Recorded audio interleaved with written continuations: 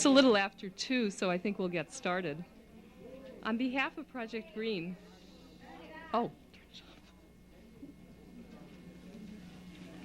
can you hear it now? Hello? Can you hear it? Okay. This is a new podium, so we're learning. On behalf of Project Green and the Iowa City Public Library, who are co-sponsors of this series, I'd like to welcome you to the third Second Sunday Garden Forum.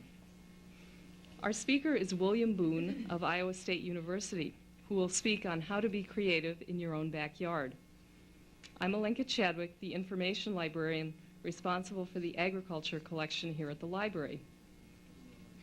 Before I turn the podium over to Ann Hesse of Project Green, who will introduce Professor Boone and explain the program's format, I'd like to say a few words about library resources. The forum is being broadcast live on the library's cable channel 10. It will be rebroadcast on Sunday, January 16th at 2 p.m., as well as Monday, January 17th at 1 and 7 p.m.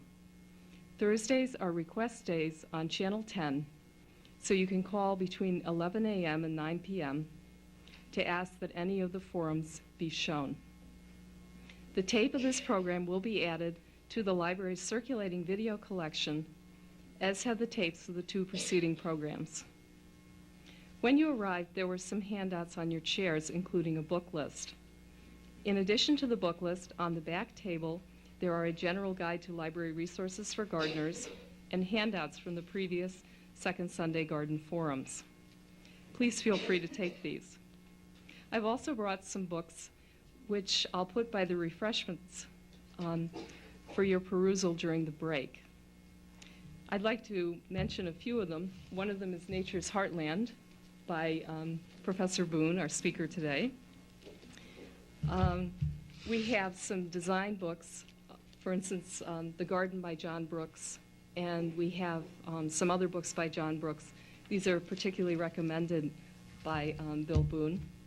And this is a personal favorite. This is a new book, The Gardener's Reading Guide. And whether you agree with the woman or not, she has compiled what she considers to be the best books for gardeners in a variety of different areas. So this is a nice one to look at. Most of these can be checked out. The library does close at 4, so you might want to check them out at the break. Ann.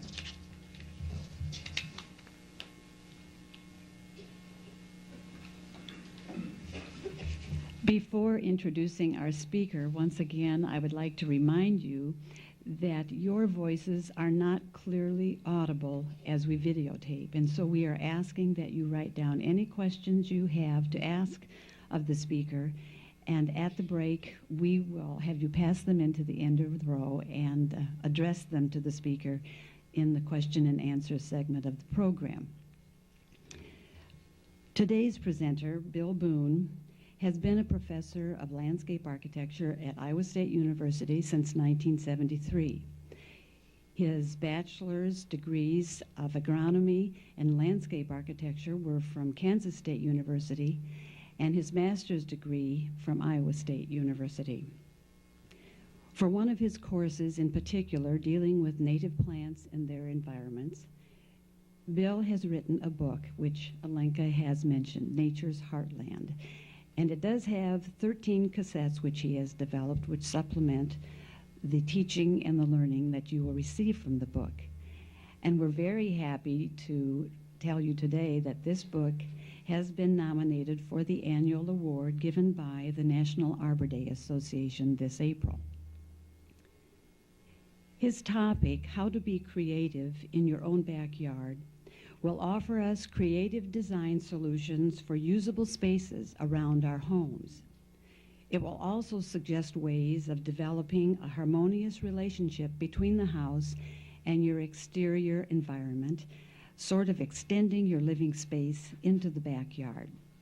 And of course, he will stress the importance of the placement of plant materials for their best interest as well as ours. Please welcome Professor Bill Boone.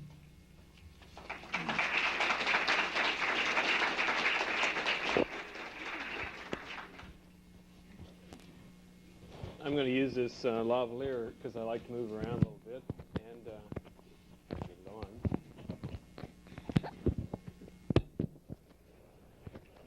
Is that all right? Can you hear me? Okay, good. How to be creative in your own backyard.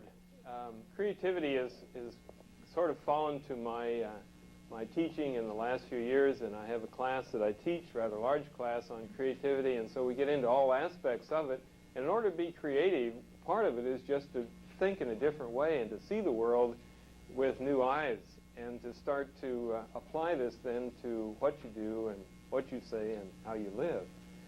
So as we look at our own residences, and you drive down street after street, and you look first of all at the front yard, there's not a whole lot going on there in most front yards. In fact, it's been described as one of the most barren wastelands of the world. Only thing there being bluegrass, and many times not much of that either. And so we don't really make a whole lot of use of our front yards as perhaps we used to. In fact, back when we didn't give much attention to the backyard at all, we lived more or less on the front part of our house. In fact, how many of you grew up with a front porch on your house? A lot of you did. And when you had a front porch, the front porch was usually right off of the living room, so it was an obvious extension of the living room to walk out after dinner, or the dining room, sit in the swing, and behind the spirea bushes you could peek and see whoever was going by. So this is a place where you probably grew up playing games like Monopoly or Pollyanna, or if you really go back that far, and Parcheesi, something like that on days that you couldn't get out into the yard. So front porches have fond memories for me, and they perhaps do for some of you. I have a handout that's here, and after I had it printed up, I realized how long it had been since I looked at it. There are some things I'd like to change. First of all, it says there are no mysterious cults or set of rules in order to be a designer or a landscaper. It's not very complicated. It's not a difficult art to be practiced only by high priests. Certainly we graduate landscape architects, but we don't do it by having an extra infusion of grace come into them when they receive the diploma. They get that, of course, a few days later. But you can see that mistakes, however, are common. And as you look through this first page, you'll find they're common on here, too. There's earth is spelled wrongly, and further down, welding should be wedding. So you can apply some of those as you go through it. These are just thoughts that I've had over the years that have come out of several books, and they've been put into some sort of a grouping or ordering, and you can look through them on your own. The second page has sort of a repeat of the first page on the first couple of paragraphs, so you can skip that. As you get down to the middle of the second sheet, you'll see it's talking a little bit about the history of landscape design.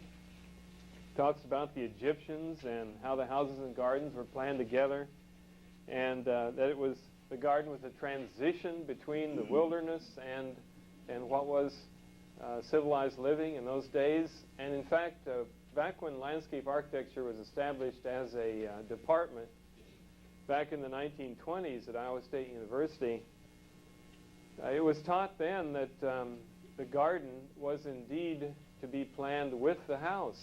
And maybe you remember Margarita Tarr, who used to be an extension for a number of years. She was a proponent of that way of thinking, and I, in fact, later on encountered a client in Boone who had sort of purchased a house and inherited a garden that went with it, and knew that they had to do something special. And it was the old Doc Whitaker estate, and one which had been done in a very formalized fashion with several gardens going on down the hill, and now it had been cut back to just 2 or 3, but still a very beautiful piece of property.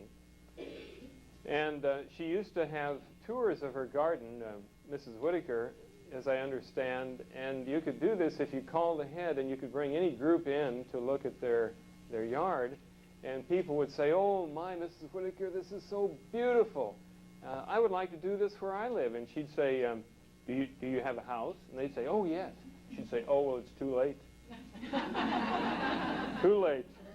You have to build the garden first, and that's what she did. She went right from that class and built the garden first and then built the house. That's the way the Romans did it, and that's the way a lot of what you see in Europe, that's what they call it, Europe. If you go to Europe, you'll see a lot of old places, and many of them have given high regard to the garden. In fact, before they built the house, they built the garden, and to do it a different way would not to have been using good sense in their way of thinking.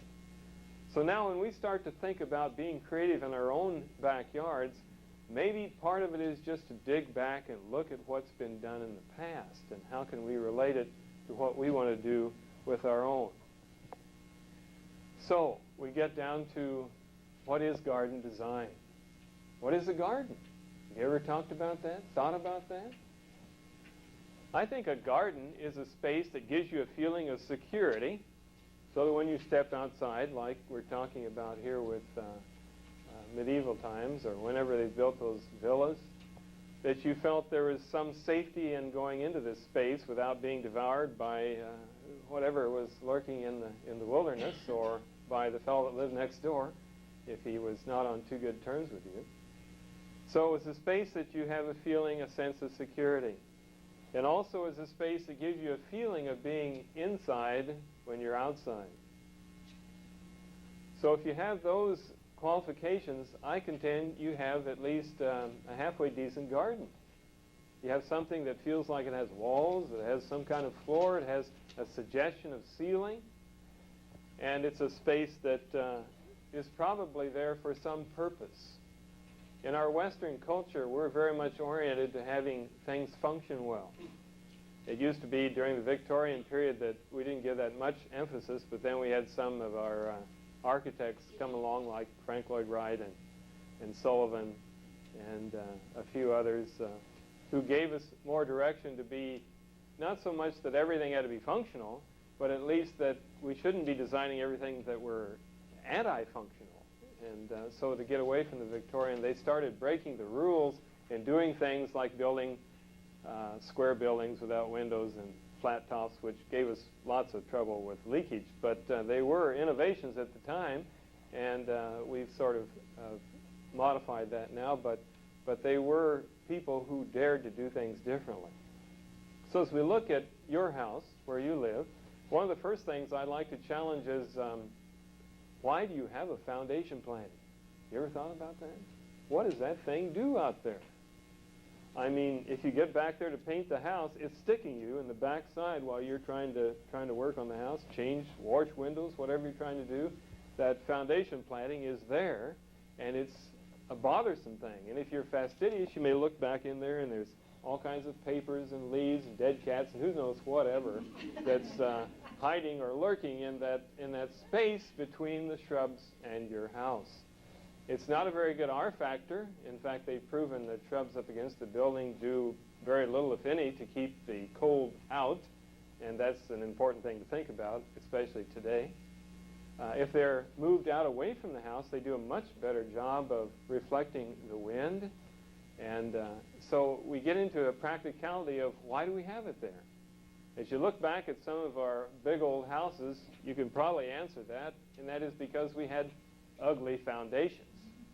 They were all built as though they were expecting a summer like last summer, every 4 or 5 years. Or you might think that perhaps there was a termite problem. And maybe both of those were in consideration, but we have gotten to a time now where we do build our homes down near the level of the ground, or we bring decks out where we can walk directly out of the house at the same level, and I think that's admirable. When I first came to Iowa in 1963, no one was doing that. And of course, coming here from Dallas, Texas, the first thing I wanted to do was deck everything and bring everybody outside their houses and start using these spaces. And it was a difficult time because one of the first objections that I had to deal with was, well, you know, it snows up here. And it's going to pile up right next to that sliding glass, and when it melts, it's going to go right in the house. Well, I thought, gee, I don't think that would happen. And I've never seen that happen. There's always an airspace there where the wind has kept it scooped out. It may be up quite a ways, but it never really comes under the door. Has anybody ever had that problem? I've never found anybody that's had that problem, but for a long time that was the thing, that no, you can't do that, because we've never done it that way, and we're not about to change. After all, we're Iowans. But even Iowans can change, you know, like, who was it, Meredith Wilson, that said they can stand nose to nose hours on end and never see the other's point of view. And I suppose there's a certain amount of that in anybody. But thinking back at foundation planting, when we have a house that no longer has an ugly foundation, maybe we ought to think about how could we develop a space next to the house. And I like to get people to think about spaces next to the house as being high priority spaces where things can happen. And you should think, if you already have a house and you haven't built a garden, then of course you're limited, but you can go from there. If in your mind you can expand any room at the same level as that room out about 13 feet in any direction, that should probably be the first step in looking at any design. Because you can build the cheapest room on any house by just expanding that into a garden space. Because you don't have to heat it, you don't have to air condition it, you don't have to many times even build a roof over it. But if you can give a semblance of the room extension by having this room or window go to the floor, or it be sliding glass, or whether it be a door that just simply opens into this space. And by doing this, you're drawn to it during days like today, if you can see outside. And I've had clients come to me and say, we're arguing over whether or not we should cut down this shrub that's growing up over the window. And I said, well, is it a nice shrub? Well, not particularly, but it's big, it's old. And I say, well, do you look out that window? Well, no, there's a shrub growing over it. And I said, well, would you look out that window if the shrub were gone? Well, there's nothing to look at out there. Ah, I said, what if we put something out there for you to look at? Ooh, that's revolutionary. We could try it. And so we cut down the shrub and we build a garden out there, and maybe we put a feeder out there. And then they come back to me in the spring. They said, you can't imagine how our winter was. It was so exciting. We were drawn to that window. And we were continually looking out there and seeing things happen. Why, we hardly even turned on the television. It was really a sense of experience, of excitement. And I think that's what we should be thinking about in gardens, is we should be thinking about a garden as being an experience. A piece of living sculpture that you walk into rather than just around. And it's constantly changing. The most exciting thing about designing with plants is that plants are living and changing and dying. And the most difficult thing to do when you're designing with plants is that plants are living and changing and dying. So you have two ends of the perspective. One makes it exciting and the other makes it very difficult. And it's the very same thing. Plants do not stay the same. They're always changing. Unless you're in a Japanese garden, which always look the same, and that's because they're out there pruning and maintaining every single day. They cannot let up. There's very high maintenance in Japanese gardens. But they look beautiful, and there's never anything out of place. Not saying that it doesn't look natural. For example, if they would sweep the walks, and then the last thing, shake the limbs so the petals cover the walk. So they are trying to make it look appealing, not necessarily natural. And there's some comments in here about bringing nature into your yard. You can try to work with nature, but you probably will not make it look completely natural, ever, no matter how hard you try. Because nature is trying to be emulated, but not necessarily copied. And so it's all right to bring in some native plants and put in a few ornamentals in there that are from China, I think, even though I'm a proponent of native plants, and my book is on native plants for the most part. And I think they should be given first preference, because after all, they were here first. And they've outlived everything else. I mean, when you come to Iowa, the first thing they say to you is, well, this just wasn't a normal year. Whoops. And I've been waiting for a normal year now for 30 years in Iowa. Hasn't been one. They're all different. They're all extremes. And you find plants that we keep introducing into this environment and they keep dying. You say, well, I was supposed to live here. Well, it was not a normal year, you know. Well, let's look at some overheads. And we have a few slides that will come on in a minute, too. When we look at the front yards, if you have a reasonable setback, you may have something that looks like this. And these are pretty good-sized houses. In fact, the handout was titled The Large House. And they're the most fun to deal with, but it's not to say that small houses can't be exciting. But you can see this vacant space that I was talking about out in the front part where nothing happens. Well, what if you play croquet? That'd be a great place to play croquet, or touch football if you can get cooperation of several neighbors. But you seldom see that happen. There's little activity going on out there except mowing, fertilizing, and watering, right? Those three things happen all the time. And if you look at it from the side, and people are parked in it, it almost looks like a parking lot. And with the exception of the few trees that are around, and the green rather than the concrete underneath. So I think we need to look with a hard look at our front yards. And for just a moment at least, I'd like to dwell on the front yards. Sometimes you have a front yard that has a lot of shrubbery up against the house, smashed up against it, with the foundation planting that's gradually obscuring the house. When I left Dallas, Texas, we had just moved to Irving. We had built a new home there, and I worked for a firm where we designed and installed the gardens, and many times we were tearing out the old plants, and whenever they were throwing anything away, I'd always take it home and plant it. And so I did this with the idea that whatever I didn't want later on, I would cut down. And you come back 5 years later and look at this house, and you drive by it twice, and you don't even see it. We live in this neighborhood? And finally you realize it's behind all those shrubs. Nobody cut it down because they told that new owner that a landscape architect lived here.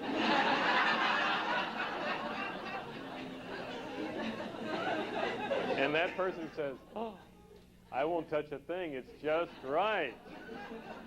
And so, obviously, it's all gone now, house and everything. You can't find it. And this is the typical view you find in a residential area where you're either walking out here underneath whatever's planting next to the walk or the curb, or you're walking clear up there next to that foundation planting, and you really can't see much of anything going on that's worth looking at, and worth writing home about if you're not at home. Or we find this sort of thing happening, where your front yard becomes a museum of sculptural plants, and all of them different. And this is right out of the Garden-esque School of Great Britain. In fact, Iowa State was first planned with that in mind, where they just put in little spots, little islands of plantings all over the place. And gradually, things started to group together into large statements of plants, and low over here and then high over there. But until that time, we did just this sort of thing. When I had beginning students, this is exactly how they plant. They want to spot these plants all over the landscape, and I keep saying, shove them together, make a statement. Don't just go part way. Come right out and say something. So many people say it this way, where they cut these plants into geometric forms. I think there's probably an algebra teacher living here. And now you could just as well, take garbage cans, paint them green, turn them upside down, and you would never have to water them, prune them, or anything, and they'd always stay that same shape. And many people go to great lengths to do that, and in some cases you can tell just how high their ladders are because they can only reach up so high to prune. And then they just go crazy beyond that point. Well, you take this one and then add to it the one on the bottom. This has got to be a coach living in this one. Or this one, I've got one of these in my block. You ever seen a house wearing earmuffs? You can see all kinds of strange expressions. When you start looking at houses with a little bit of humor in your eye, you can start to imagine all sorts of things going on within that landscape. Now, there are some neighborhoods where front yards are used for storage, where they put RVs and boats and trailers of all kinds, at least alongside the house. Some of them put them right out in the front yard area, so it really starts to look like a parking lot, or at least a mobile home part of the neighborhood. So to get back again to viewing the front yard, as we look out this picture window, remember when picture windows came into effect and everybody wanted one? And of course, at the time they came out, which was about in the 60s, or maybe even the 50s for some houses, most houses at that time had their living room on the front side of the house. Well, as a matter of fact, our house has a living room on the front side of the house. And we eventually built a family room on the back side of the house. So we live in the family room, and the living room, well, it's sort of become the parlor, you know. Like if you grew up in a farmstead, they always had the parlor where you opened it up on Sundays, blew the dust off, and invited the minister and the friends into that space that no one was allowed into during the rest of the week. But we had two Siamese cats at the time, and I always told my wife that's the most expensive cat house in town because that was their domain. They lived on all the furniture, and so whenever we cleaned there, we were just cleaning up hair and things that they left. Well, what I'm trying to say is that picture windows were put on these rooms that we were never in anyway to look at people that weren't looking back at us, or there was nothing out there to look at outside the picture window. And so people naturally assumed that picture windows meant that people were to look in because there was nothing to look out at. And so you tried to decorate a little scene there in that window from the outside, and or you found yourself walking from the bathroom to the bedroom, and suddenly you're in front of this picture window. And so you try to make it through. And so you put a big lamp there, so you at least got something to hide behind as you move across from one place to another. As you drive down the street, it looks like people are selling lamps. Everybody's got a lamp on display. So the reason for the picture window, believe it or not, was to look at a picture. So you design something there in that space to look at. Now think what you can do if you also can see it when you're walking up to the house, to the front door of the house. You may have to make a couple little turns, and then suddenly, oh, isn't this beautiful? Look at this. Oh, it's a little surprising. I never knew this was here. Then you get inside, there it is again. Oh, it looks different from this angle. Well, I like that, you know, that sort of feeling. Rather than, gee, I wonder what they do in the front yard. Mow the grass, I guess. Nothing happening there. So something could happen right here. It could happen. Or maybe your next door neighbor is what's happening. You put in that picture window and all you're seeing is what happens in their house. That happened many times. So what we get into is the design. And if this is the driveway on this side and here's the street down here, and if you have a connection between the driveway and the house, it doesn't have to be a straight connection. And in fact, the lawn can be separated from this, or it could be part right up to here, and the walk could be the separation between the plants and the lawn. It becomes a very broad mowing strip, you might say. So what you do in the front yard can be just as interesting as the backyard, and it might induce things to even happen in the front yard. Now at that, I'd like to show about 6 or 7 slides, and then we'll go back to this, and then I'll show 6 or 7 more. I don't want to lose too many of you by showing a lot of slides at a time. I know how you work out there. I've been out there. I'm going to show you my own front yard. Can you believe that? I dare to show you where I live. It looks awful, but I'll show you why. Oh, no, this is the backyard. It's a close-up of the backyard. I'll show you the backyard a little later. This was the front yard. Now, I live in a small Cape Cod house, at least from the street. The lot's only 50 feet wide, 150 feet deep, and the windows on our side look into windows on the neighbor's side. I mean, it's just like the house next to me, and so we share lots of things that happen in one house over the other one. And On the south side of my house, which is on the bright side you see there, we've eventually put in 2 bay windows in order to catch whatever we could that would let sunlight into those rooms, one on the kitchen and one on the living room, on the dining room, I'm sorry. And for a long time, those cats thought they were for them. They loved to lay in that sunshine. And now the plants grow there great because the cats are gone. But this space in the front has no grass in it because of that maple. You see, plants change. That used to be a small tree, and the grass grew lovely there. And then the tree grew up, and the grass went down. And there's nothing that can outgrow a hard maple for shade. I mean, if you are having shading contests, bet on the hard maple. It'll win. And grass included. So I knew that someday I wanted to do something on this side of the yard, and so you can see I've got something drawn there on the ground. Since it's a small lot, I conserved paper and drew it on the ground, and then I could see what I was doing at the same time, and I didn't lose it that often. Of course, when it rained, I lost it. Okay, here we go. So just to show you a close-up of that same area. And this is looking at it from the street. You can't see much of it now except my wheelbarrow. Another shot from the house. Now, this is what I wanted to do. I thought I would bring in boulders. Since boulders are indigenous to central Iowa, the glacier brought them in. They littered the landscape, and you can find them at just about any sand-producing lot and buy them, or you can get them from a farmer. I brought in 8 ton of boulder.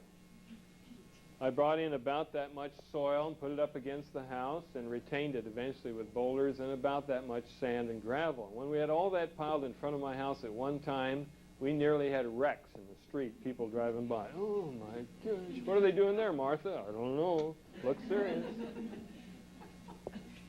So even the next door neighbor who had just moved in said, have you ever done this before?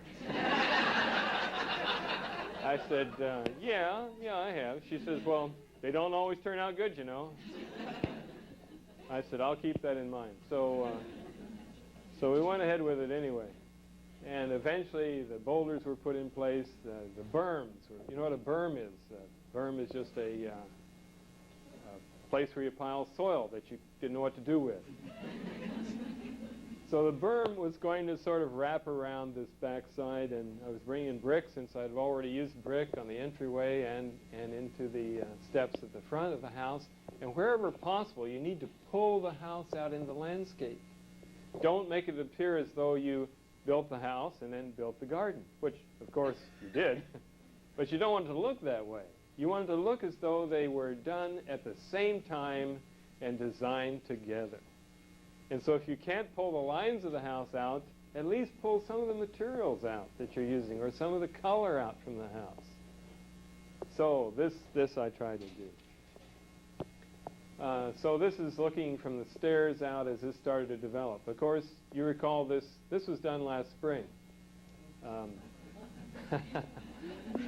Sometimes I was out there digging in about ankle deep of mud, but I was committed, and my wife thought I should be committed. Eventually it looked like this, and there's my neighbor across the way that looks into this area. She had a 2-year-old son. Oh, I should introduce my wife, Phyllis, who's seated back there next. There, she's waving. And wasn't he 2-year-old? Well, he watched this whole operation out of that window up there on the front of the house, and he probably will become a landscape architect because of this whole project.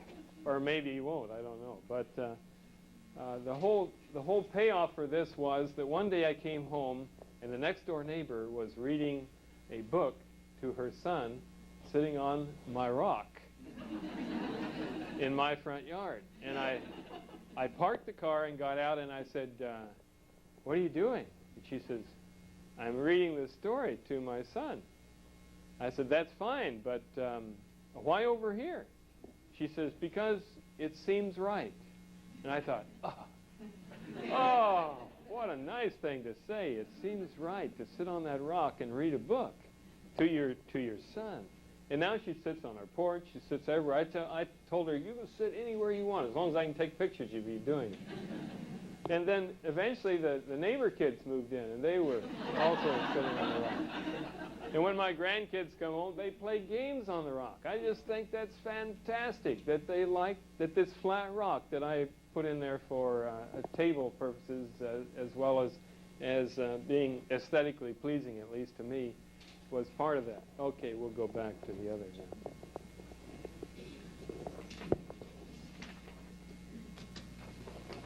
So, looking at front yards, you don't have to fill them with boulders. However, I do like boulders for several reasons. One is that you can, when you plant a plant, you got to prune it, you got to fertilize it, you got to water it. You put in a boulder. You don't have to do nothing to that thing. It just sits there. In fact, it'll probably be there when you're dead.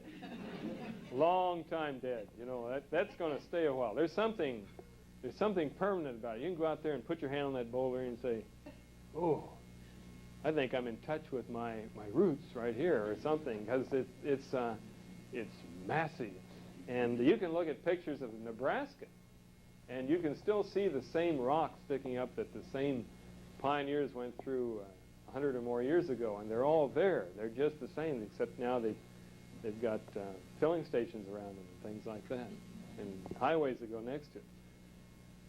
So, I don't want to get on to boulders because I may talk the rest of the time on boulders.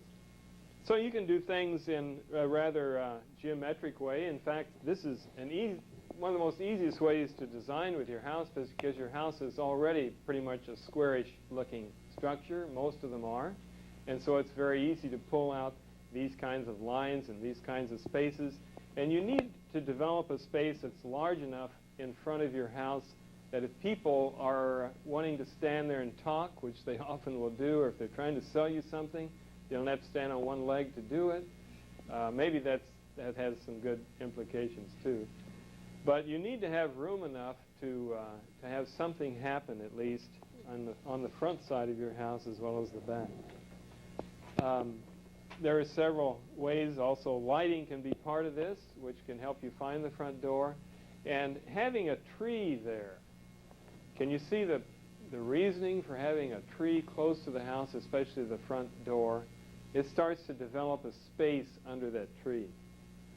If you think back to spaces that you've enjoyed, in fact, that's one of the first things I want to challenge you on. As a designer, in thinking creatively, start to write down spaces that you enjoy being in. I don't care where it is. In fact, my wife and I went to, what's the mall in Des Moines that's on the north side that they call West something? Valley West, yeah. Well, they've gone in there and pruned up a big fiddle leaf fig that's just beautiful. I mean, I can remember when they planted that thing, it wasn't any taller than the ceiling, and now it's just way up there, and they wired it together in a very structured way, and it's just a delightful experience to go in and sit under that tree, and you're inside a building. But you feel like you're in a tropical situation because you hear water and you see this tree. Start writing those things down so that you can remember them and try to adapt the sensation or the experience to where you live. And pull those things, because after all, aren't you trying to design something for you? And isn't that the most important design you'll ever do, if you find something that makes you feel good to walk into it and you did it? What better thing can you do in your life? I don't think there's much more fulfillment you'll find anywhere else than that. So it can be a very functional, direct approach, but also you need some room to get out of your car. There's never enough room on the driveways to get out without stepping in snow or mud or water or grass. So you may have to have a walkway that goes alongside of the driveway. You may have to have a space, a landing area, to get out and look at this. Okay, well, this is what I was talking about, is not having enough room. When you open the door, it knocks you right off of the front porch or back porch. Or when you get to the back of the yard, you have to descend the staircase and usually if you got something in your hands, you miss that first step. Clear down those steps. you should walk out onto a platform. You should walk out onto a deck, and wherever possible, it should be the same level as the floor in your house. And then you can descend the staircase, if that's necessary. But if at all possible, get your room down to where you can just walk out at grade, or close to grade, so you can then enjoy this terrace that's way down here. So those are two things to try to avoid. Let's look now at the backyard. And many of our backyards are starting to look more like this. If you live at the edge of a town or a suburb where they have common ground, or you have a lot of houses that come onto a common space and maybe there's a walk that goes through it, you can't believe how difficult it's been to get to this point. When I worked in Dallas, I first worked in a firm where we were trying to do these kinds of open spaces of clustering houses, and you just couldn't sell it. Nobody wanted it. Who's going to take care of that space? Who's going to really have ownership? It was a very difficult problem. And now we've got it. We don't know how to use it, but we've got it. So how do you deal with this? Well, in many cases, you keep it open and you develop a small space up to your house. Or you can start to fence it all off and have large spaces that everybody's using. But in any case, there always seems to be that one terrace area that's right up next to the house, and if it's not shaped like a piano or a kidney bean, thank God. That's much to your advantage, because I've gone in and I've covered up so many kidney bean flat slabs that were poured in order to be artistic than anything I can imagine, because how do you tie that into the rest of the yard? Something that has this unusual shape. I went into one backyard once, and he had two of them. There was a kidney bean going this way, and there was another one going the other way. And I said, good Lord, who hated you enough to do this in your backyard? He says, oh, I did that myself. Looks nice, looks nice. First of all, you need at least a 12 by 12 slab or deck in order to put a table on it and still walk around the outside of it. And it'd be better if it's larger than that. And if you're putting the deck out there, you need to think about how are you going to get from that deck into the rest of the yard. Are you going to walk straight out, or are you going to go out and turn and go down? And are you going to walk right through a conversation area if people are out there? Are you going to have to dodge a table to do so? So you have to think about how you're going to design that space. And you may have access, and then off to the side you have a space there for use with table or sitting or whatever else you might want to do in it. But oftentimes you end up with this, where you have that slab, there's nothing to do, everyone else has one, and even when you entertain on it, it's not any better, you know. You just sit and look at each other. There's no experience there unless you develop it in conversation or in some game you might play, I suppose. So when you think about a garden, to get back to the definition, it's a space that gives you the feeling of security, as though you are indoors, even though you're outdoors, and it's a living, changing environment, not uncommon to what we find inside the house, and many times without a roof. So when you start developing a space outside, think about it as being like the inside. If you have a kitchen, you might have outdoor eating right adjacent to it. You might have a dining room that has place for food preparation outside as well. All the spaces don't have to look the same. In fact, it's much more interesting if, as you look out the house, you're constantly seeing a different room space that perhaps relates to that room. I've worked on houses where all I could do in the back was build a deck. And to me, it was a great challenge to make the deck narrow where it's a passageway by the bedrooms, and all they see is that narrow one, and maybe that railing. And then to the next room, they see the enlargement of the deck itself that may pull you out into that space. And then the last one might have the descending down, or the stairway that's open that gives them a direct view into the woods. So all three are different views, yet they all tie together when you go outside.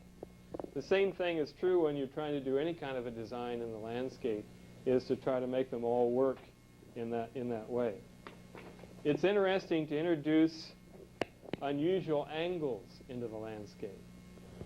In fact, if you have anything to do with the house when it's put on the lot, rather than putting it square on the lot, if you have a square lot, why not turn it, let's say 45 degrees?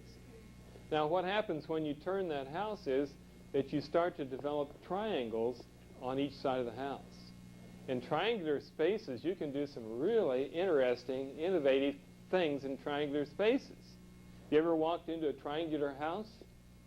It's a new experience. You say, gee, I never realized it looked like this inside as I drove by this all the time. It's really exciting. I like this. It's different. Well, then you're starting to exercise some of that creative component that I was talking about early on. And you feel differently in this space because you've got new angles to look at. You can still do that in your backyard. You can impose squares that go the other way. So when you're in the living room, you're looking out here at shrubbery. When you're out here, you're looking at a sculpture. And over here on next to the garage is the workspace and the garden. So we're dealing in a very functional way of breaking up the backyard into room-like spaces that work quite well. It's not difficult to do. There are no rules that you have to follow. But if you do it well, you will know it, and so will everybody else. It has a feeling about it that it's right, because it works for you. With that, let's go to the rest of us. I'll show you my backyard. Now, I show you my yard because, believe it or not, I've done better yards than this. But I live in this one. And it was done more on a beer budget, where the others might be a champagne budget. Oh, do I have to push it? Okay, this is my backyard. Well, this is my well, it's been there 20 years. That's the room I added on at the back. This is a pagoda dogwood off to the right side. Moved it from the woods when they were building Saylorville Lake because it was going to be inundated, and they said we could take it. At least I think that's what he said. I took it. We moved the garage back about 8 feet when we added on the new addition. And since the new addition was done one color, eventually I also put that same siding, same color on my garage and the neighbor's garage. Notice that? He was gone one day. Well, actually, I first painted it because it was white. And the lady that lived there then, I said, would you mind if I painted that side of your garage my color? She says, why? And I said, well, you never see it. It's on my side. And if you don't, I got to build something there to look at because the white is really bright. I didn't give her that much explanation. She said yes right off because I was going to buy the paint.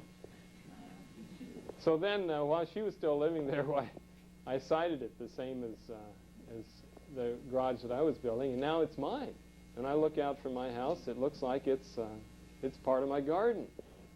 In fact, the new neighbor that has moved in one day said, I never knew it was that color on this side. I said, oh yeah, we did that the other day when you were gone. But my backyard is very rectilinear. It has a 6-foot fence around it, which I designed at the time that I could get redwood strips free from a millinery down the street. And I put it up with 1/4-inch to 1/2-inch spaces between them so air does come through it. And if you're walking just right, you can see the neighbor in his backyard, and he can see you as he walks by. But for the most part, we are separated from view. If you grow a vine on it, then that destroys all of that ability to see through it. This is a fence with nylon string on it, or it can be called a spatial divider because it divides a space. Just like you might have a screen inside your house, this is out in the landscape, and there's a vine that grows on that in the summertime that's Archilocha durier, which is a mouthful, but it really means Dutchman's pipe.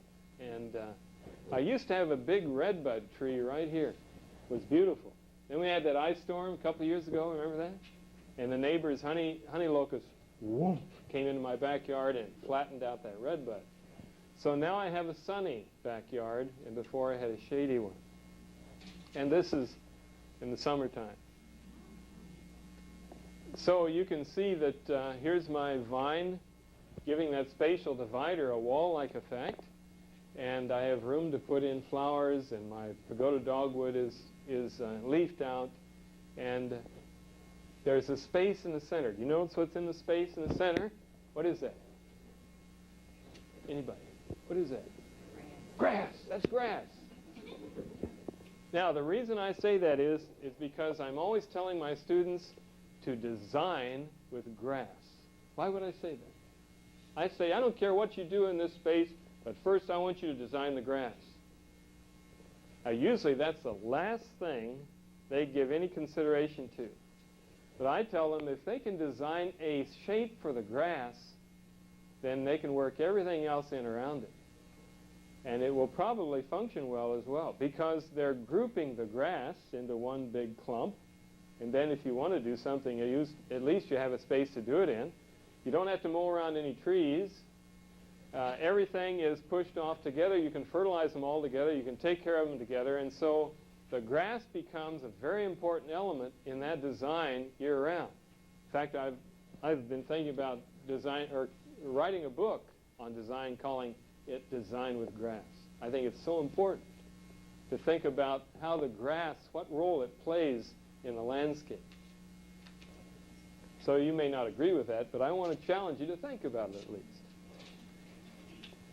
Here it is again from the other angle in the wintertime, or at least early spring. And the shadows we just raked, and I thought, I'm not going to rake all this and not at least take a picture of it. So it looks pretty good. We feed the birds up close here so we can see them. There's my bird bath.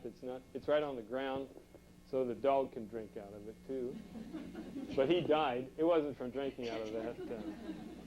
But you can see I've got spatial dividers. I've got a berm back there. I have a natural area at the very back where I can see what wildflowers are blooming because I've put them back there, and then I can go to the woods. And behind my garage is another spatial divider, and that's my garden. I grow tomatoes, and they grow up in cages tall. I keep them in cages because they're wild tomatoes. Well, actually, they just get out of control otherwise. And they become a living hedge in the summertime. I don't think I have a shot of this from the same angle in the summertime. No, this is looking from the other way. But you can see I have brick at the back. I do not have a walk leading from the front to the back. That could be in there. But if it's in there, it should be part of the design, not down the center of the grass. It should be around the edge where it becomes a part of it and emphasizes perhaps that grass area. Here's one in Cedar Rapids that a friend of mine did at Kirkwood. And this is a beautiful designed space. And again, the grass is the central element. And along this one side, he's put in this S-curve wall, which back in the 18th century would be Hogarth's curve of beauty. They thought the S-curve was the most beautiful thing that ever was. And I would have to agree with him. It's pretty nice. And I really like this space because of this big pin oak, the ground cover, the wall that was S-shaped, and the grass. So I think I do have one more. This is in Colorado, and this is going the other extreme with a very arid climate. They have no business putting grass there at all, but they do. And since they are, again, the grass, it becomes an element that's a very important factor, even in a different climate. Okay, I can turn that off again.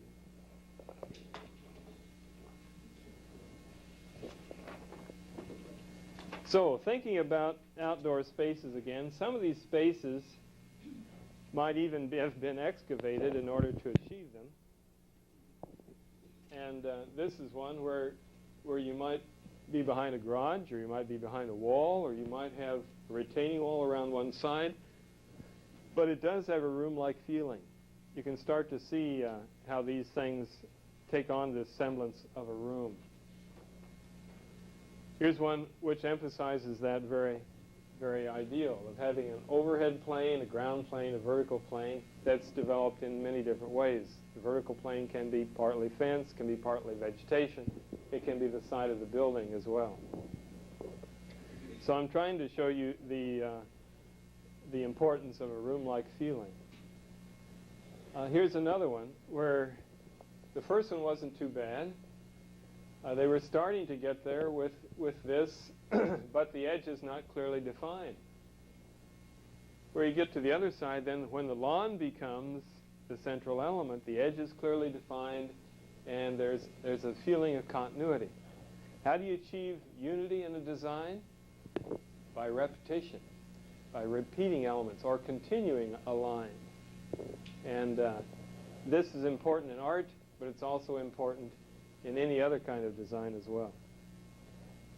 So when you start to think about what this looks like in a perspective, it might look like this.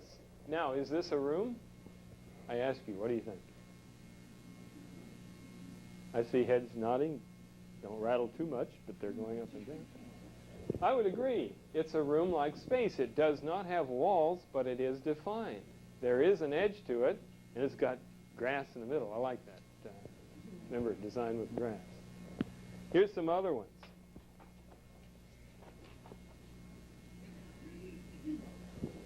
Three different situations. One is like the one I just showed you at the top, which does not have any vertical barriers, and maybe the view out is more important than what you could do within anyway. My son used to live in Colorado Springs, and he could see Pikes Peak off in the distance. Now, it would be of no sense to put something between Pikes Peak and him as he's in the house, because he's not going to look at it anyway. Whenever you go to the window, Pikes Peak, there it is. How can you compete with that? You put in some flowers, you're going to go. I don't think so. He's going to say, forget the flowers, look at Pikes Peak. So put your flowers over here somewhere. You can't compete with that kind of a climax situation in your backyard. So you may want to do something like this where you can look over it and keep it subdued with not a whole lot of color in it. Or you may have something that you're just shielding an area, like on the lower right, where you're building a barrier because the neighbor has filled his yard with garbage or whatever it is. Or maybe actually parks boats and trailers on that side. Maybe just have a short segment of fence. And maybe it blends into the landscape after that. I've worked on houses with just that problem. I tell my students that it's much more sophisticated as a designer to not put a 6-foot fence on the property line all the way around the backyard. Because most anybody will figure that out by themselves. They could do that without hiring anybody. What you can do is you can put it around parts of the yard, and you can leave parts open for the view or for the fact that it looks like you own all that beautiful parkland out there on the neighbor's property. Why not visually claim it and leave it open for your viewing, if that's possible? Or maybe you've got a neighbor you'd really like to talk to once in a while on one side. Don't fence him out completely. And you might even put in a curved portion of the fence and pull it back from the property line a few feet. And then what can you do on the back side? You can store all kinds of trash back there for your neighbor to look at. Or you can put trees back there that grow up above the fence. You know the fences are 6 feet high, but that tree will elevate that fence to 15, 20 feet high. So you really have privacy with that tree behind it. Or you can put if you got a dog, you can put a dog run back there. Again, put him on the neighbor's side. They say good fences make good neighbors. Well, maybe not that one.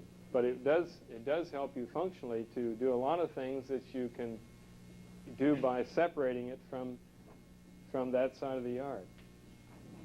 You need to think about sunlight in whatever you do.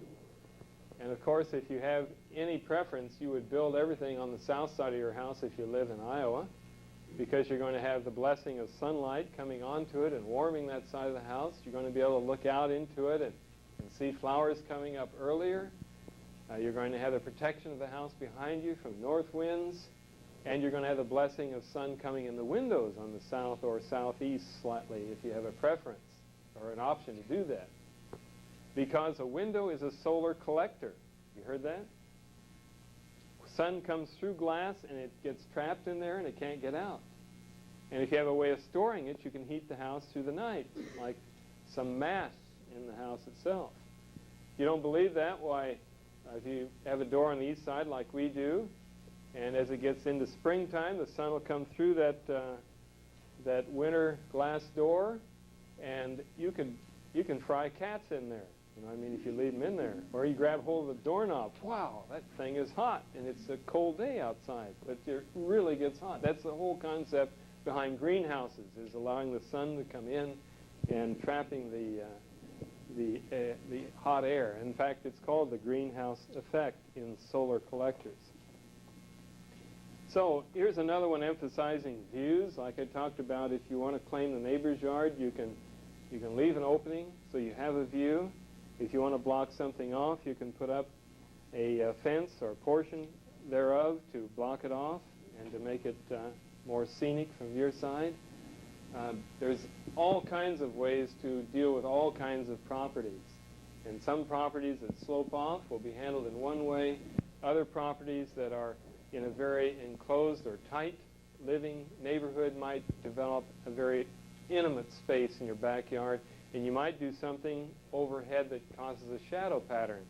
And you could even cover that with some kind of fabric that would keep the rain off at certain times of the year. So the next thing to think about is where do you put the flower garden or the vegetable garden? Usually they're located the length of the hose from the house.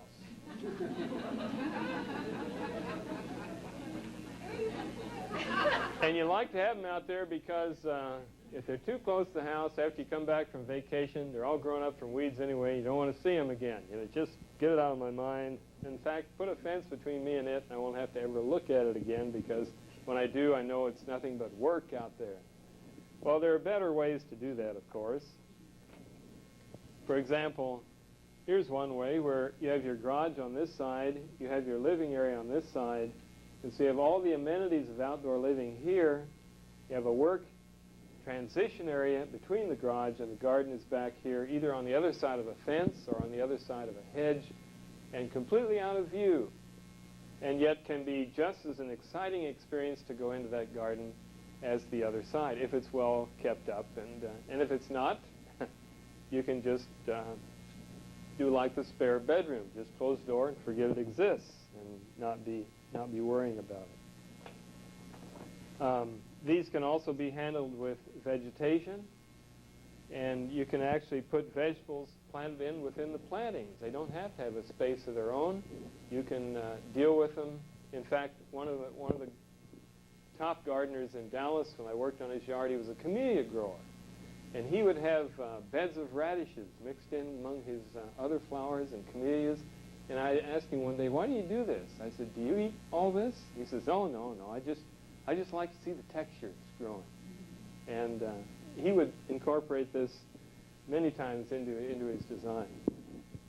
I'm very fond of decks, and I think they are important. And if you have the ability to use a transition from the house to the yard, it can be very dramatic. And by pulling the deck out far enough, then you are not immediately contending with change of grade right off the hand. And I think they can be done quite well. I want to show one more overhead and then break, but I don't want to leave without saying something about plant material. But this is sort of a synopsis of what we've been talking about.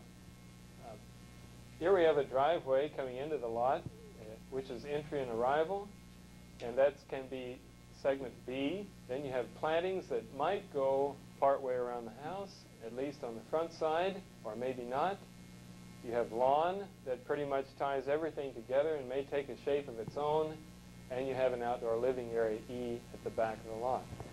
The reason, even though I've written a book on plants, that I haven't talked about plants is because plants are, of course, very important, but the design is the first thing you have to deal with. And you should put the plants in, but you don't want to label your plants until everything else is set. So you don't want to think of your plants first. That's a common tendency with anybody who's beginning any kind of design, is they think of the plants first. And you buy any book on design, and it's filled with plants. The best books on design don't have any color in them, and don't emphasize plants until you get to the last page. And unfortunately, that doesn't sell many books.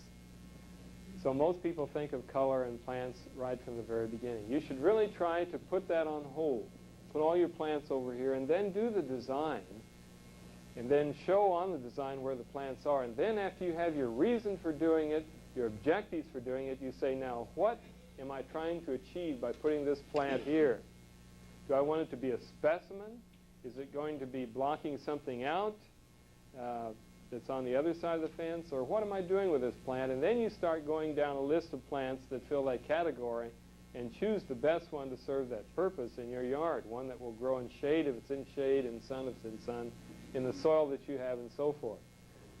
So the plants are chosen, but they're the last thing that you choose in the design. When I do designs for people, I put no names on plants when we go in and look at the preliminary design.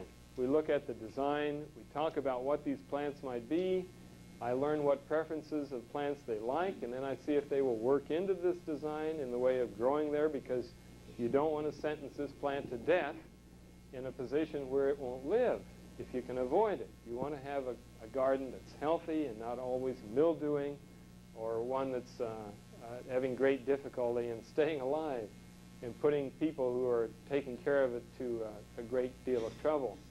So the plants are last, they're important, but they should be chosen with a specific purpose in mind.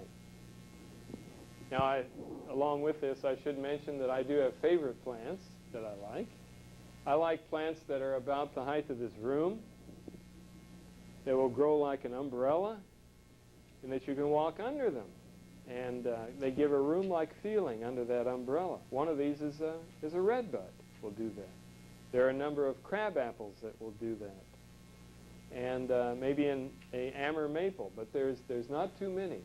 And I think you'll get the most for your money by using ornamental trees, or what I call understory trees, trees you find growing as secondary foliage underneath the major tree components in the woods. And two that I like very well that don't fit this umbrella shape, however, are the pagoda dogwood. I like this very much for its beautiful shape and its flat tiering of branches. And it's a high priority plant because it has flowers in the spring that are spectacular white, late spring in May. And then in June it comes on with berries that the birds like to eat, and they'll just bring that tree to life as they're in there moving about.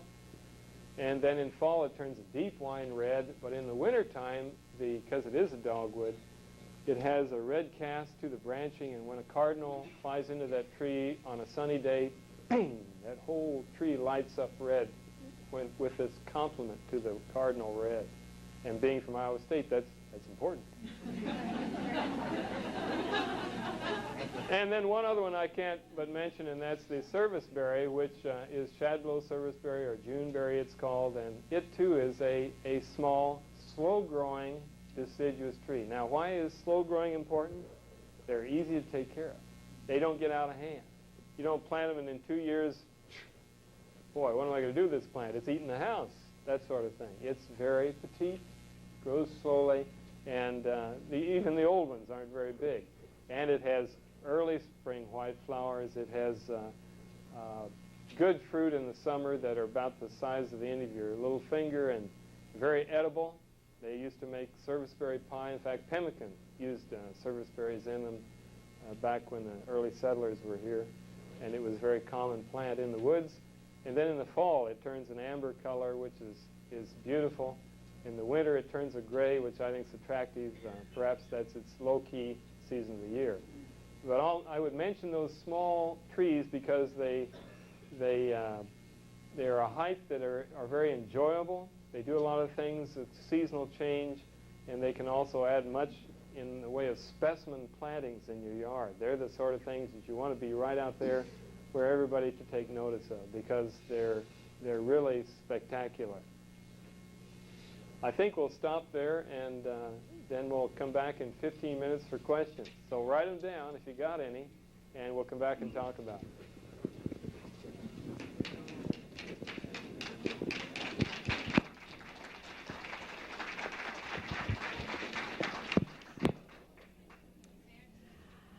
I would like to thank Bill for the many design possibilities and solutions that he's offered for our landscape needs and problems, and has given us a challenge to get out there and do something that often is kind of a daunting task for most of us. Before you get up and circulate, I'd like to remind you to hand your questions to the end of your rows, and there will be Project Green volunteers to pick up your questions. And during this short break, while we compile the questions, please enjoy the refreshment table and visit with Bill. And at the back table, there is a card that you may fill out if you'd like to become involved in Project Green, and we invite you to do that. And a basket if you'd like to drop off further suggestions for future garden seminars. So in a short time, we will be back, and out where just near the sidewalk where I wanted a small specimen plant, I did break away from a little bit from the non-native. I went with a Harry Lauder walking stick, which is a filbert, and they grow native in the woods or at the edge of the woods. And of course this is contorted. It has a very corkscrew type of branching, and it becomes my specimen plant next to the walk, and that probably didn't show up. It doesn't take that much shade, but it's out just on the edge of the shade. I'm hoping that I can keep it alive. I won't sing my song. Phyllis is starting to cringe.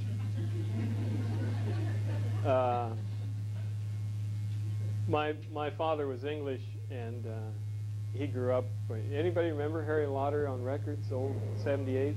Huh? What do you sing? You want me to sing a little bit? Whenever I get my students out there, I see a Harry Lauder's walking stick. I break into song, and everybody starts looking around like, oh my God. He goes, oh, it's nice to get up in the morning when the sun begins to shine forth. Hey, it's 6 o'clock in the good old summer. Well, it's bad. I don't know. But at any rate, I put that one in, and then a lot of hosta. There's some really exciting hostas anymore. One of them that I put in is called the Sugar Plum Fairy. Isn't that coming from somebody wearing 2 earrings? But this is just a dainty little thing, and it's really quite nice, and it gets into more of the edging category. And in Dallas, we had so many beautiful edging plants like lily turf and liriope, and they really can add a new dimension between the grass and the plantings by having this continuous edging of something going around. And especially if you introduce curves and circles, they are particularly beautiful. And I'm excited to see that we're having more hostas come into the picture, and especially small ones. They cost more when they're small. Don't ask me why. But it's because they're just coming out with them. And some of these hostas, like the Royal Standards, will grow in sun or shade. They're big ones. But they bloom white, too. And I think the white blooming hostas are really attractive. We've had the lavender ones so long, we've sort of grown accustomed to them, and we take them for granted. But when you see something that's almost orchid-like, that's white and this tall and the huge leaves, I use the Royal Standards as well. Of course, I've had to put in a serviceberry in the front yard, so I did not have one in the backyard, and so I had to cut down a pagoda dogwood to do it, but I did put in a serviceberry, and I put in several rhododendrons up next to the house. I'm hoping I can nurse them through, and so far they seem to be doing well. And last spring, beautiful. I don't know what they'll do next year, but it's almost worth buying new ones every year just to have that color. Do you put an antidesicant on the leaves of Is that fair for me? Do you add an antidesicant or apply an antidesicant to the leaves of the rhododendrons? I don't even know what that is. Oh. But I do put some sulfur in the soil and some other stuff that they call rhododendron stuff. When you get into grass, I'm really lost, unless it's prairie grass. But a lot of, as a pathologist, I'm not very good. Oh, I can't do that. I'm supposed to. it's a coating that goes underneath. Yeah. It's supposed to keep them from burning quite so much in the winter. In the winter, okay. Yeah. That's a I don't good know if idea. it works or not. I use it, but I hope it does. You have partially suggested some answers to this question, but they are asking if you have ground covers that you like for shady areas that will work in under trees. Some ground covers that will work in shade areas. Well, that's a good question because ground covers are very important, especially if you can't grow grass like we're talking about. One of the best ground covers is rock. Or did I mention concrete? Oh, an excellent ground cover. And truthfully, if you want low maintenance, those two are the best. You can't beat them.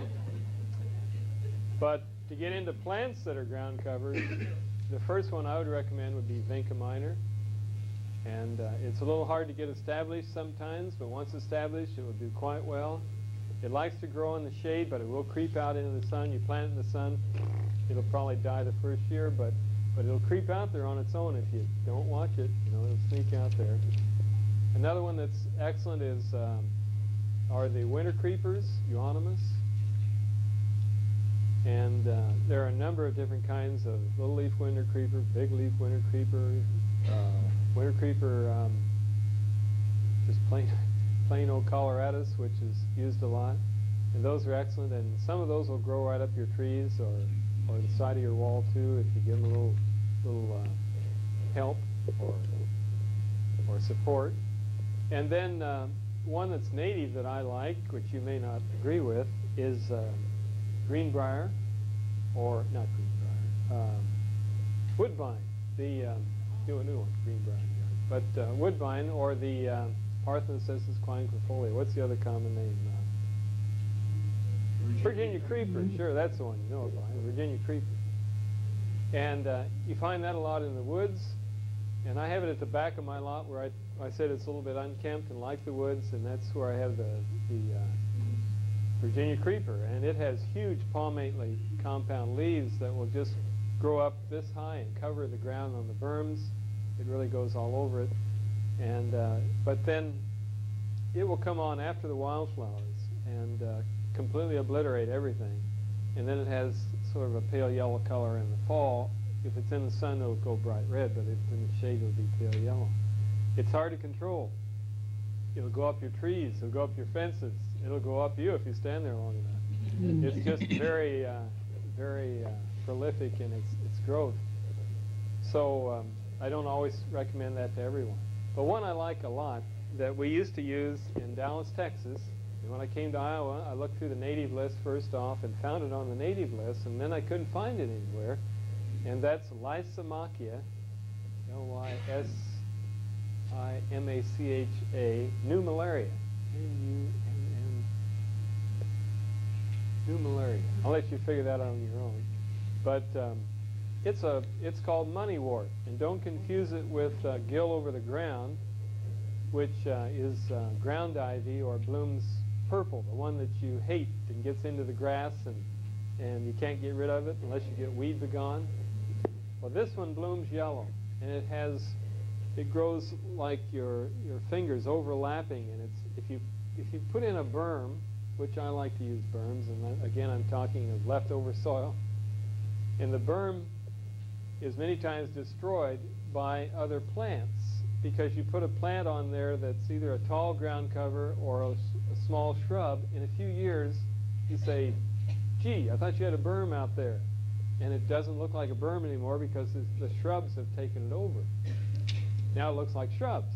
So why have the berm if that's what you're trying to have? But if you use something like this ground cover moneywort, and I've used this, in fact, in the front yard, it'll grow sun or shade.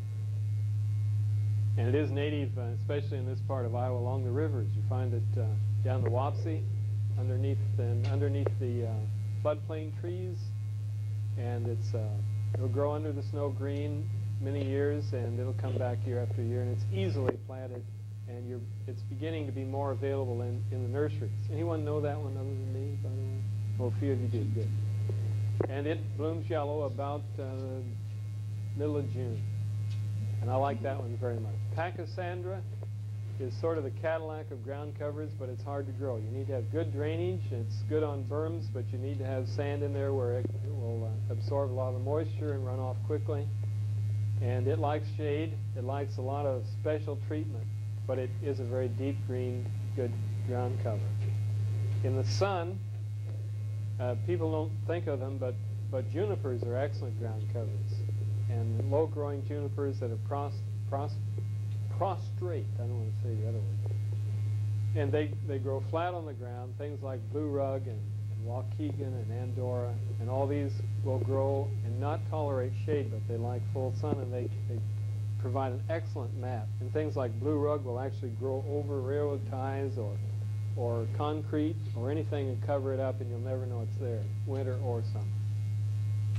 This is in keeping with the ground cover. This person has identified that there is a maple tree and a white pine tree and ash in her yard, or their yard, and with their extensive surface root system, what could one plant under them successfully? Well, there's a whole category of plants that are called wildflowers in the woods that would grow very well underneath these. However, unfortunately, they usually are completely gone by June or middle of June, because they are plants, I call them plants that can't wait for spring, because they have to do everything before the leaf cover comes on, things like hepaticas and bloodroot and spring beauty, all those things that if you're a nature lover, you know about these things. They're in the woods, especially on this side of Iowa, where you have some trilliums as well that you'll find. All of those grow beautifully in that kind of an environment in the shade, and I would highly recommend them. However, there's one that's also a good ground cover, and that's wild ginger, Asarum canadense. And wild ginger will keep its leaves, and they're heart-shaped, and when they're established, the leaves look like they're floating because you can't see that stem, and they just are beautiful on a hillside. If you know what I'm talking about, you can visualize this. And the flowers are right at the ground level between two leaves, so you don't see them much, and they're brown anyway. Who cares? But the leaves are beautiful. Here are a couple more that have to do with plant materials. I have a magnolia tree, a Dr. Merrill magnolia. The roots seem to be on the surface of the ground. Will they be damaged, or should I cover them with more soil?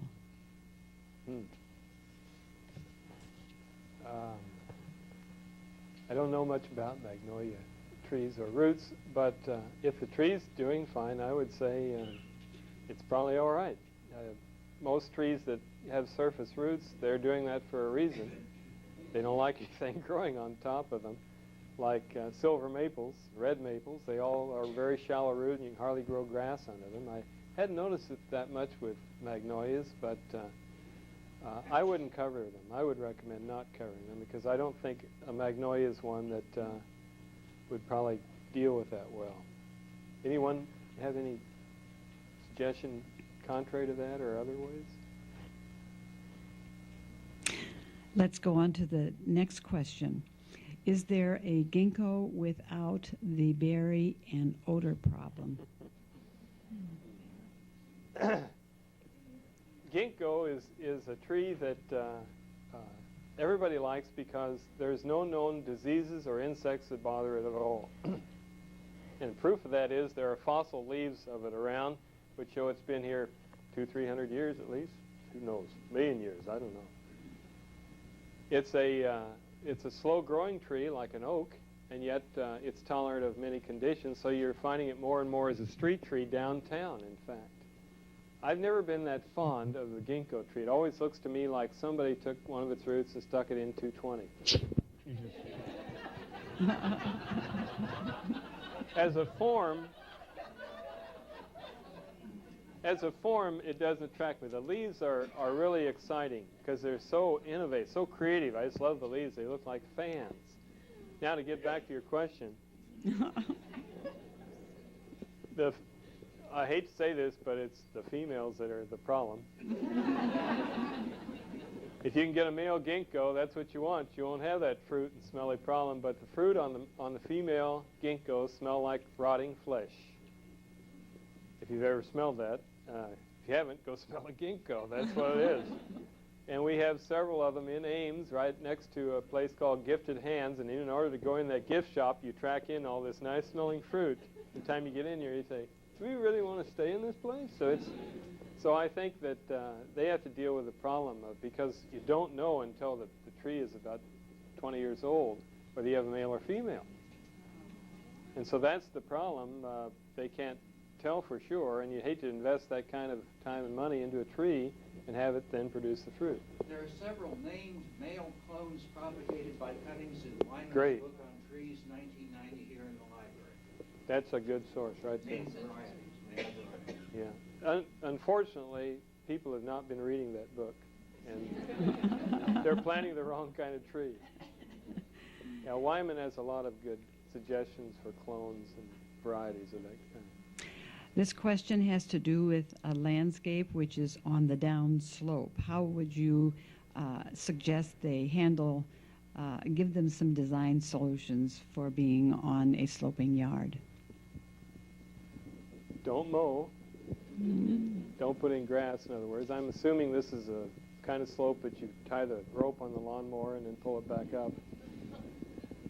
So, again, I would think about, I don't know where you live or what your situation might be, but my first inclination is to think of prairie or wildflowers because that's where I come from, or that's where I'm oriented towards. So there are short grass prairies that work quite well. If you don't like that idea, then you can go to, if it's sunny, again, back to the junipers that will grow low. If you've got a large area, that would be quite expensive. You can bring in rock, boulders, and make it into a rock garden. Unfortunately, rock gardens tend to look like somebody said, okay, back her up right over here. Yeah, dump, oh, beautiful. Stick some plants in there, and that's it, walk away. Rock gardens take a lot of finesse. They take a lot of work.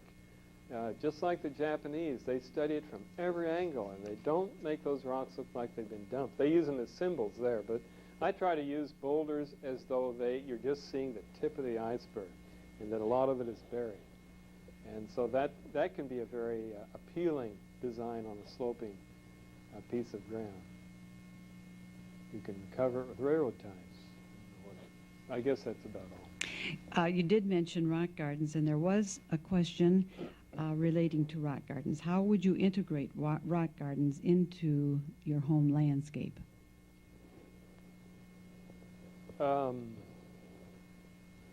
Like I say, I like boulders, and when I talk about rock gardens, I'm not talking about head size. I'm talking about kinds that you use skid loaders to move that weigh 500 to 2 tons, that size. And those are exciting. They're getting more costly, however. I used to pay to get the best boulders transported.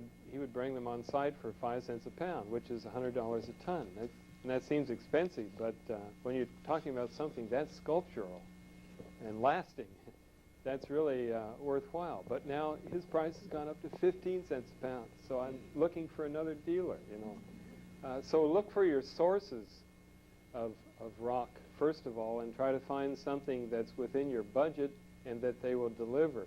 After you get it to the site, then you can hire somebody with a skid loader, and then that's the most fun, you know. Oh, bring it over here, yeah. Turn it a little bit, yeah. Oh, I don't like it. Pick it over there. So you keep moving them around, and that's really the fun part of it. You don't usually become friends with the guy running the machine. But so it's just like any design. When you're using a rock garden, you need to think about the elements of design, color, texture, line, and form.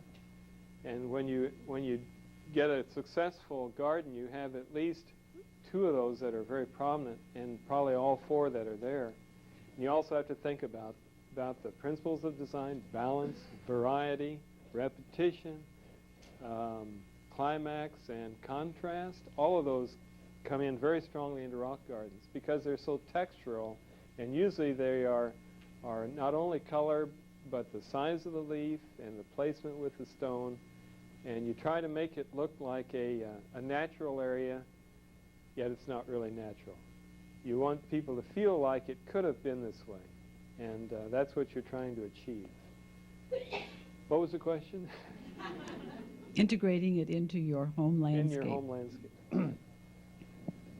I wouldn't put it in the center of the yard because that's where, unfortunately, many of them occur. Margarita Tarr, I mentioned earlier, once had an experience. She was a very outspoken lady, very, very wonderful person, very, very knowledgeable. But one time she went into a community, and the head of the garden club there said, "Before we go to the talk, I want to show you something that I've done in my yard." And she was going down to the end of the street to turn around, and on the way down, Margarita says, "Oh, look at that ugly thing there." And that was what she was going to show her. But she didn't back down. "Yeah, it's ugly." And that's what way many of them occur. They're just like a spot or like a boil. They're there for everybody to see, and if they're not done well, they look awful. And so they're best if they're tucked into a corner, or if they are incorporated within the rest of the landscape, or if they are the termination of a large planting bed, or if rocks are then repeated somewhere else, or if you bring in areas of rock like Japanese do that may be like a dry stream bed. And then that's part of what I did in my front yard. You probably couldn't tell that, but I have sort of a curve comes around the one side, and then it goes through this area with boulders. And that's really my mailman's walk. That's where he can go without, he or she can walk without killing what little grass I can get to grow in my front yard. These two were asked by separate people, but they do sort of belong together. One person is interested in plant materials used in xeriscaping, and another question says, "This city will be promoting water conservation.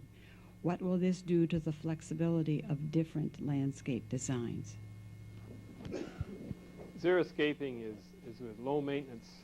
It's a new buzzword in landscape architecture, but it's one that should be coming up because we need to think about how we can sustain landscapes without pouring a lot of water or maintenance or fertilizer or herbicides into them. And of course, the first thing that keeps coming to my mind is the prairie.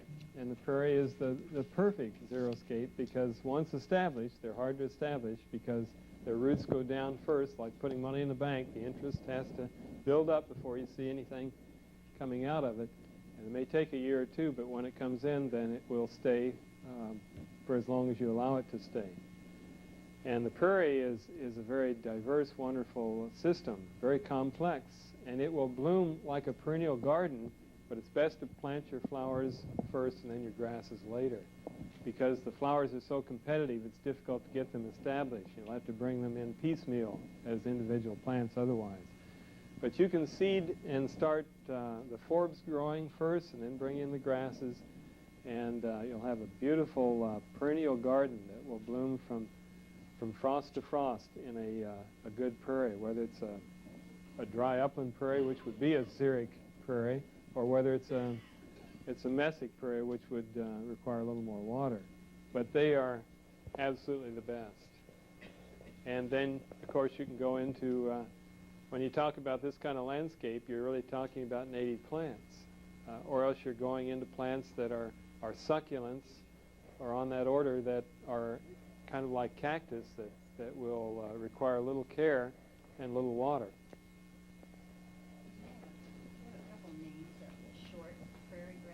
Short prairie grasses. They're in my book. The best of the real short are the fescues, or the grammas, blue gramma, hairy gramma.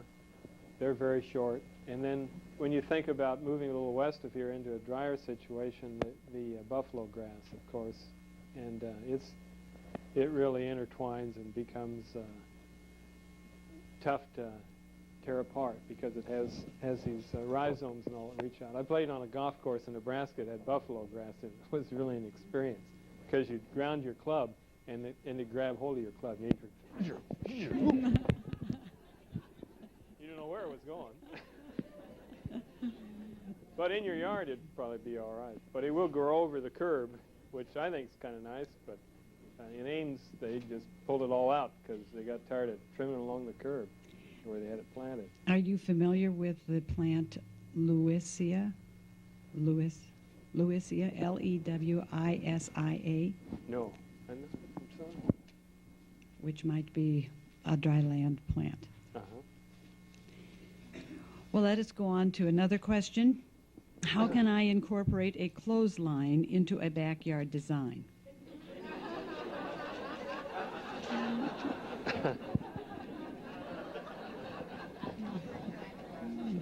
Well, you remember the picture that I showed in my backyard? There was a clothesline there. And maybe you didn't see it. And that was purposefully done that way so you wouldn't notice it. It was right next to the tomatoes. It was on the back side of the spatial divider. And it was connected to the back of the garage, so it didn't look like a regular clothesline. And it went over to the rail that connected the two fences. And so it was overhead, and you do have to sort of duck around it when you're going in there because there's some slope to the backyard. But you can conceal them within a design if you're clever at doing it. Or you can get the ones that retract, and you can pull it out, you know. And of course, when you put clothes on it, that gives it away. You don't take pictures of them when they got clothes on them, or everybody knows, oh, clothesline, yeah. But you can pull them out, and then they'll go back into their container. Or you can put them behind fences, hide them like you do vegetable gardens or anything else that is unsightly. Could you talk about lighting in the landscape? Please mention types and placement. That's a good one because there's a lot of emphasis now on low voltage lighting. And this past year, I decided I was going to spend some money, do some low voltage lighting in my backyard. It's rather minimal. It's more like little lights on a Christmas tree out there. If I was trying to find my way around the backyard, I'd kill myself out there with low voltage lighting. It's not very powerful. When I worked in Dallas, Texas, we used a lot of lighting. They were Kim fixtures, which were expensive then. I can't imagine what they'd be now. But they were high quality, and they were put in by electricians. And they were usually designed to fit into the landscape, and they were quite unnoticeable because of that. They're usually green fixtures. You try to light the ground area, whether along the edge of a walkway, or you want to show the edge of the design. And so when you put in any kind of lighting, whether it's permanent or whether it's low voltage, you want to get it all strung out, lay it out there, and then actually install them at night so that you can move them around and shine them on fences or shine them up into trees or shine them down from trees. Try all kinds of things that you can and see what looks the best to you, where you're going to view it from. And when you turn these lights on, are you going to be doing it for a purpose of entertaining, or are you going to be doing it for viewing that garden from the house or from some other angle? You have to put all those kinds of objectives into the hat and then decide which way you want to go with it. Most of your lighting, if you have the plus value of large trees, can be hidden in trees and shine down effectively and light a garden quite well. And the secret of garden lighting is that you want to be able to see what you are trying to promote, whether it is that encompassing shelter effect or whatever it might be, without seeing the light itself. So you want it to appear as though magically some mysterious fairy has just dropped her sparkles in the yard and everything now is visible to you. In other words, you don't want to see these bright spots of light coming out at you. In Dallas, we used all amber lighting. We never used any other color. Amber is a good one because it doesn't attract insects as much as other lighting might. And it has a soft effect and seems to work well with the coloration in the landscape. Seems like I had something else I wanted to say, but it's escaped me at the moment.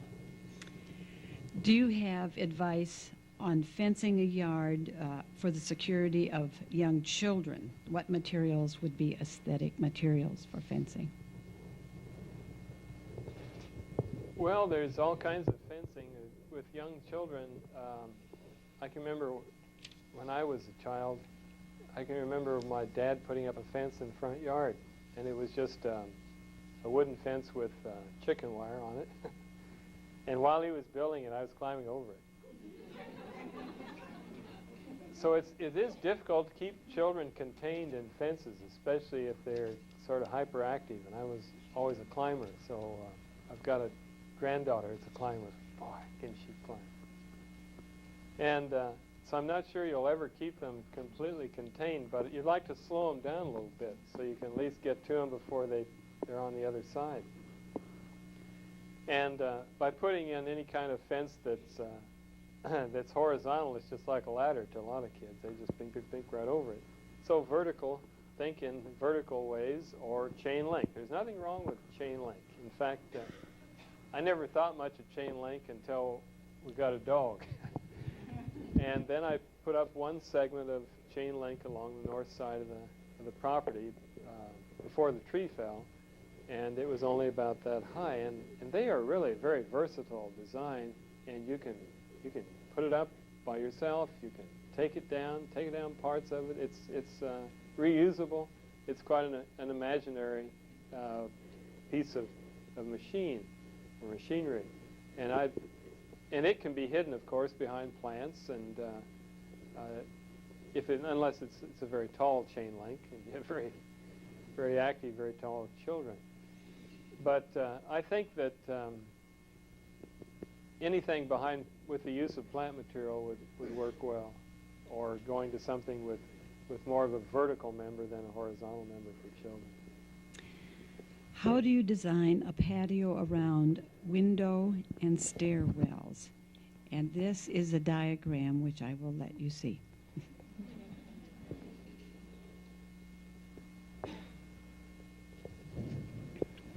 Well, so many times we're afraid to bring patios or terraces right up to the house. And in fact, I think that's a very good solution to putting terraces and patios right up to the house. Because as I mentioned earlier, the foundation planning really doesn't have to be there.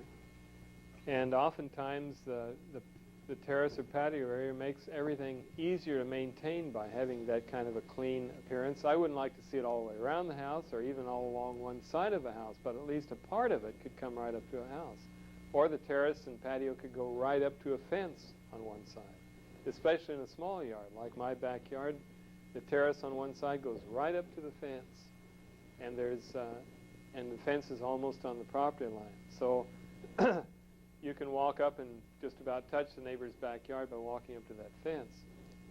Don't be afraid to pour concrete or deck over some of these areas, and you can have removable parts of decks to get down into window wells, or even for people to escape from window wells, because there's more and more of that, especially in Ames. We have an ordinance where you can't have a window in a basement without having access to get out of it. So that's big window wells we're talking about now. And so they're becoming more and more of a problem. I don't know how it is in Iowa City, but we really have big window wells to contend with now around our apartment buildings and houses that have students living there, or anybody in the basement for that matter anymore. So I wouldn't see that as something to try to avoid. Don't be afraid to build up around them. And if it doesn't work any other way, you can fence around that window well or that air conditioner or whatever it might be or move it. Oftentimes, air conditioners are easier to move than not. And if it happens to be on the side where you want to have your terrace, call somebody to come out and give you an estimate on it, because it might just as well go around on the shady side of the house where it might work better anyway, rather than sitting out in the full sun right at the back. I don't know whether they mentioned air conditioners,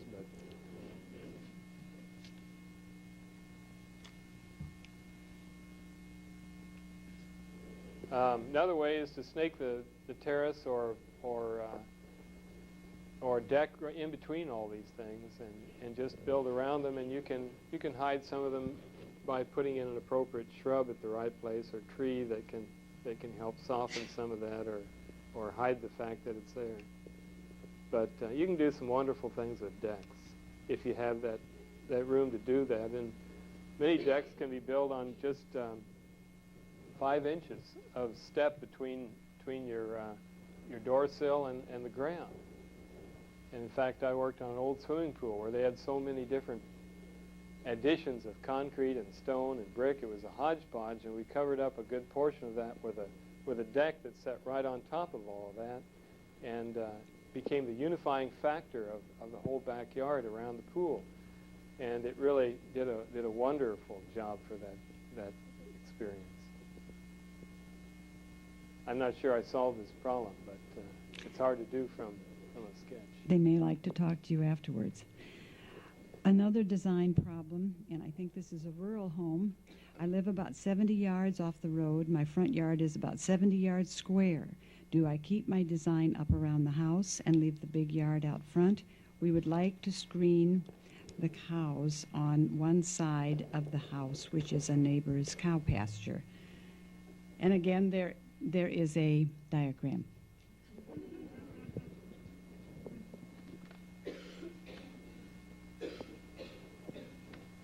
The neighbor's cows want privacy. How many times do I get that, boy? Well, I think that we've worked in our class on many farms. When I first came to Iowa, one of my biggest challenges was to design a farm because believe it or not, designers look for restrictions. You like to have restrictions because they make you, they say you can only do this and that. But when you have no restrictions, you go out to a farm and you say, well, how much do you own? Oh, as far as you can see. Oh, well, what do you want to spend? Well, I don't know. It depends on this year's crop. So then you start to think, oh, my gosh, I'm going to have to do this design, and people are going to come in and say, why'd you do that? And I'm going to say, I don't know. Just felt like it. I don't know why. But otherwise, you could say, oh, well, I had to do this because there's all these restrictions. I had these power lines, I had these fences, this sideline, all that. But on a farm, you can do anything. So you have to sort of start it to just sit down with whoever is living there with you and decide what you want to do with that space.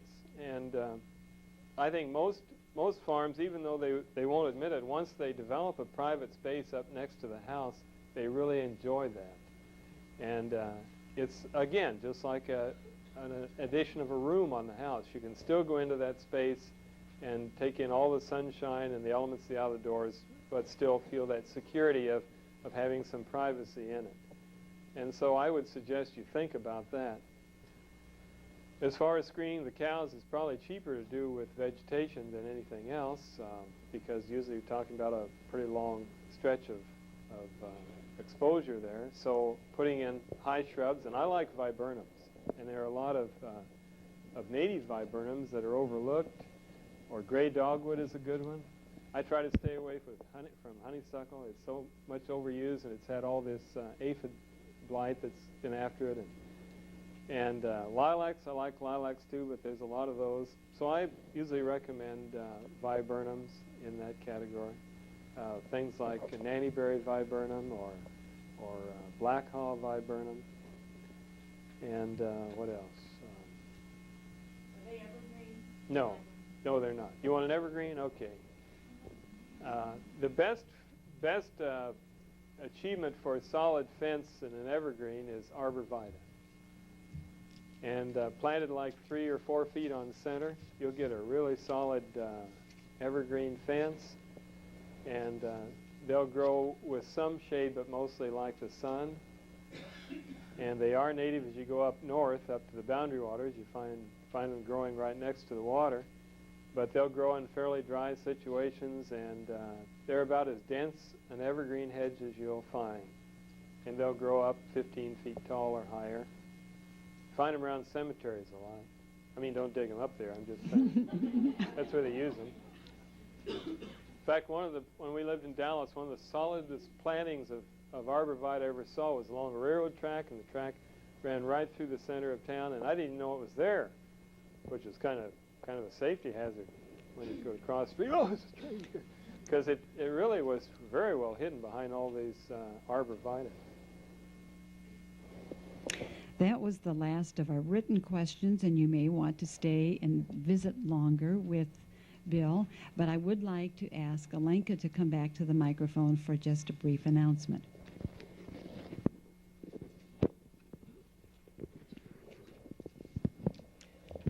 First, I'd like to thank Bill Boone very much for coming today, and all of you for attending. The forum will be rebroadcast on Library Channel 10 on Sunday, January 16th at 2 p.m. The forums couldn't happen without the hard work of Ann Hesse, Pat Boutel, and Emily Rubright of Project Green, and Carol Spaziani, who's coordinator of community services and audiovisual here at the library, and Casey Ash, the audiovisual librarian. The next forum will be Sunday, February 13th at 2 p.m. Mary Lou Gay, Marilyn Long, and A.K. Troth of Project Green will speak on favorite perennials for our sunny gardens. They will discuss design, selection, and propagation of plants that contribute color, fragrance, and texture for the sunny border. Once again, tickets will be available at the audiovisual desk, so please join us. In exiting, you will need to go out the College Street doors, because the library is now closed. And once again, we'd like to thank you.